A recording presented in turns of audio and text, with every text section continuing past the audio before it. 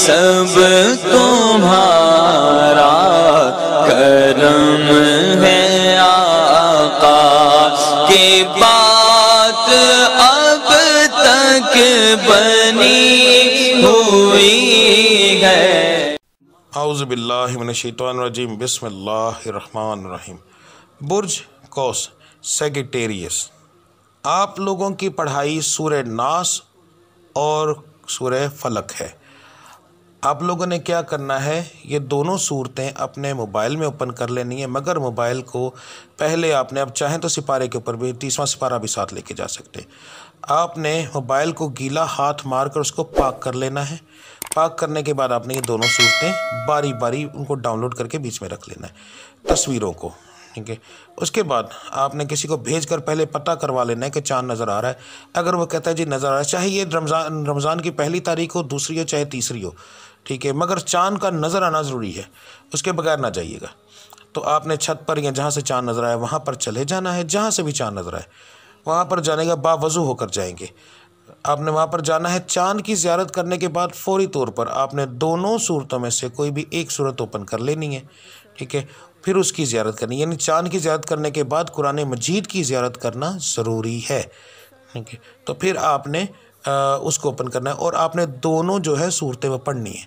دونوں صورتیں پڑھنے کے بعد یاد رکھیے گا چاند کی زیارت کے فوراً بعد صرف قرآن مجید کی زیارت ہو، پاس کوئی بچہ نہ ہو، کوئی نہ ہو، ٹھیک ہے، یا اگر ہو بھی تو آپ نے اس کو دیکھنا ہی نہیں، سیدھا قرآن مجید کو دیکھنا ہے، اور آپ نے دونوں صورتیں پڑھنے کے بعد آپ نے دعا کرنی ہے۔ اور دعا کا طریقہ یہ ہے، دعا کرنے سے پہلے دعا کے طریقے کو اصل سمجھ لیں۔ یہ دعا آپ نے صرف اپنی ذات کے لیے کرنی ہے، کسی اور کے لیے نہیں کرنی۔ یعنی اگر مرد مانگ رہا ہے تو وہ صرف اپنی ذات کے لیے کرے گا، اپنی بیوی، بچوں، والدین کے لیے نہیں کرے گا۔ اگر عورت مانگ رہی ہے تو عورت جو ہے وہ اپنی ذات کے لیے مانگے گی، اپنے شوہر، اپنے بچوں، اپنے والدین کے لیے کچھ نہیں مانگے گی۔ اس کی ریزن بتانے لگا ہوں، اچھے سے سمجھ لیجئے گا۔ عورت جب مانگے گی تو ظاہر اس کے بیٹے ہیں کمانے والے اور اس شوہر ہے کمانے والا، ذریعہ وہی ہے۔ اگر آپ نے دولت مانگی ہے تو انہی کے ذریعہ نہیں تو آٹومیٹکلی ان کا کام چل جائے گا، ٹھیک ہے۔ اگر مرد مانگ رہا ہے تو ذریعہ وہ خود ہے پیسے کا، مگر کما تو اپنے بچوں کے لیے رہے نا، اپنے بچوں کے لیے ہی مانگ رہا ہے، ٹھیک ہے۔ تو وہ جب کمائے گا تو آٹومیٹکلی اس کے بیوی بچے خوشحال ہو جائیں گے، والدین خوشحال ہو جائیں گے، تو ان کے لیے مانگنے کی ضرورت نہیں ہے۔ اچھا جی، دعا کا طریقہ اچھے سے سمجھ لیں۔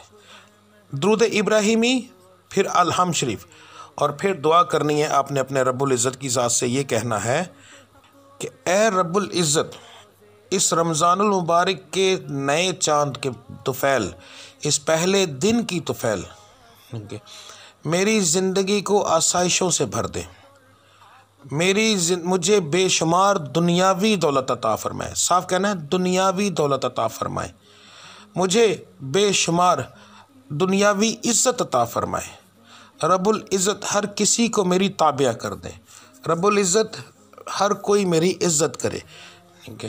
تو اس طرح کر کے آپ نے اپنی ذات، صرف اپنی ذات کے لیے اور بے شمار اپنی ذات کے لیے دعا کرنی ہے، اور پھر آپ نے درود ابراہیمی پڑھنے کے بعد آپ نے دعا مکمل کرنی ہے۔